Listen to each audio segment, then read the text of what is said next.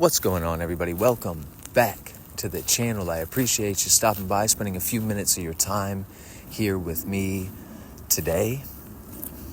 Now, as you can see, I've drawn a basic picture here representing 3 consecutive bullish days in the market, all right? And what we're doing here is I'm starting a sort of like a basic video series, right? To remind you of foundational facts about the market, right? Foundational bits of information. You need to understand this. When you are learning a new skill, right? Learning is not a linear process, all right? Learning is more spiral in its dynamics. Many times, right? Think about any time you've tried to learn something. Think about your trading journey, right? It's like you're learning things and you're making progress. And at some point, you run into a wall. It feels like you're stuck somewhere, right? And so you feel like you've got to do a whole lot more learning. You've got to go out and you've got to find all this new information. And, and hopefully while you're reading or while you're watching whatever YouTube video you're watching, they're going to say something that you've never heard before. They're going to give you some new bit of information, and that's going to give you the breakthrough that you're hoping for, okay? But that's not always how it works. In my experience, it's more common for me when I feel stuck, when I'm learning something, to return to where I started from, right? And this is the spiral dynamic of learning that I'm trying to talk to you about. Many people find that when they feel stuck, when they're learning a new skill, is that they have to go back to the basics. That's what people say. Go back to the basics. Because in the beginning, right, you're learning this basic beginner information because you know absolutely nothing. And so what you're getting is just like little basic foundational things, okay? They seem so basic that you basically take them for granted and forget about them as you progress in your learning, and you believe that you're getting more advanced in your craft or whatever, right? And sometimes when we go back to the basics and remind ourselves of some of these foundational tenets, then we find exactly what it was we were missing, apparently, right? And we weren't really missing it. We just had to go back and remind ourselves of it, right? And with that new, fresh reminder in your mind, when you go back to your charts, you have a new perspective.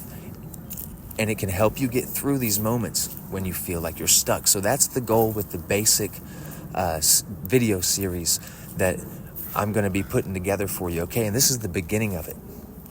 This picture here that we're looking at, right? It represents 3 days where price closed higher than it opened. All right, 3 green days, 3 consecutive bullish days. Now, this is what I want you to take note of. Look at those candles, and you can see that each one has wicks on one or both sides, okay? You can see the tails, even if they're small, right?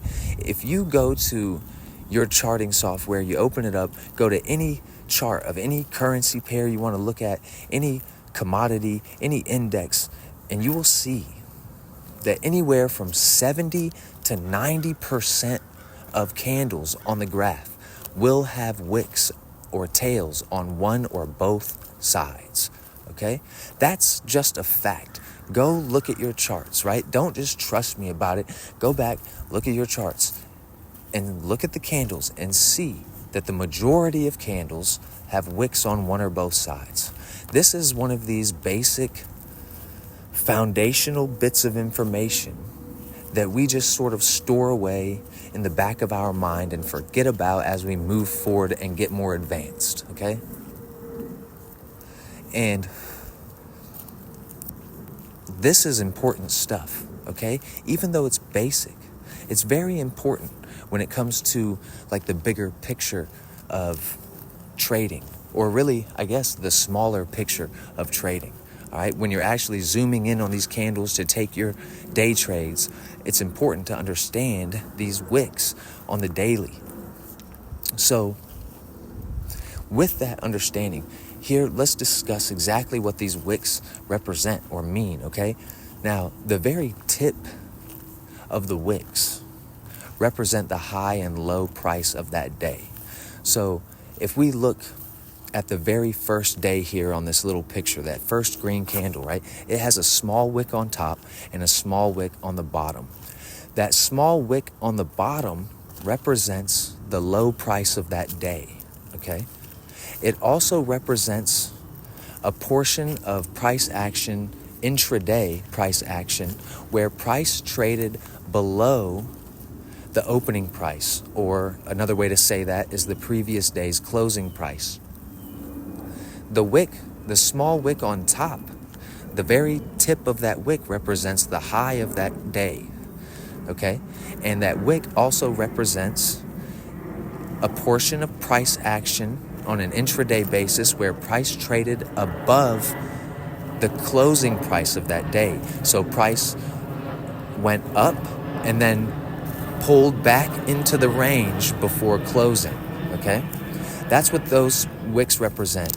Now, if we look at day 2, it has no wick on top, but it has a very long tail on the bottom.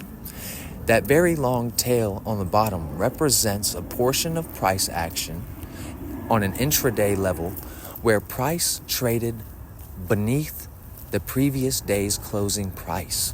So day 2 traded deep back into day 1's range, okay? And that's what that wick represents, okay? You see that? Then we have day 3 here, where day 3 is just like day 1. We have a small wick on both sides. So the bottom wick is the low price of that day, but also represents a portion of intraday price action where price traded below the opening price. And the wick on top is the high price of the day and also represents a portion of intraday price action where price traded above the closing price of that day, of the current day. Okay? And so that's very basic to understand, right? Now we're going to zoom in to a 15-minute chart and inspect the price action of these 3 days and really, kind of look at what that wick looks like on a smaller time frame. And this is very important stuff here, so pay attention to this. It seems like so basic. You probably feel like you're wasting your time here. Don't feel like that. You need to burn this stuff into your brain. This is going to help you place your trades later on. You know what I'm saying? This is something that I have to constantly remind myself about as a new trader, that this portion of price action here, this is important to understand what's going on here, okay? So let's take a look. So here we are on the 15-minute chart, okay? So you can see I have some lines drawn out on here, right? The dotted lines, the dotted red lines represent day 1's low price and day 1's high price of the day. So the high of the day and the low of the day are projected from day 1 onto day 2, okay? And then the solid red line represents day 1's closing price. You can see that day 2, which is designated, the days are separated by the vertical black lines there on the chart, right? So day 2 opens where day 1 closed, and it begins to trade lower. So almost immediately at the beginning of this day, we are below the closing price of yesterday. And we keep trading lower into the London session where we have, a sort of a triple bottom formation, reverse head and shoulders or pennant or whatever you want to call this pattern here, before a continuation in New York, and price goes up above yesterday's closing price and closes around the high of the day of day one. And you can see day three opens up, just barely pokes beneath day two's closing price before going on a trend day and just expanding in a bullish direction, okay? Now I've circled day two, just like I circled day two on the other drawing, okay? Because I want you to pay attention to this area of price action where we have this large portion of day two that was trading below day one's closing price, okay? That portion of price action on day two that's below the closing price of day one is the wick on the daily chart, okay? That's the wick of day two on the daily chart, okay? This is what it looks like, or what it could look like, one variation of what it may look like on a smaller time frame, okay? And this is important to understand because this pullback into day one's range is, as far as the smart money concepts go, this is the opportunity for smart money to buy low, okay? To buy low with the hopes of selling high later on, right? And locking in a profit. So this is very important basic information to pay attention to those wicks and know and remind yourself that 70 to 90% of candles have wicks. And what that means is that in a bullish template, the down wicks, right? What those mean on a daily time frame is that on an intraday level, price pulled back and traded back into the previous day's range before going higher once again, okay? You need to understand the dynamics of those wicks. They're very important, very basic information, right? But you need to burn that into your mind, okay? So I hope you enjoyed this video. I hope it gave you something to think about. Go look at the wicks on your daily time frame and then zoom in on a 15-minute or 5-minute scale and inspect that closely. Just go check it out, okay? Until next time, I hope you continue to free your mind.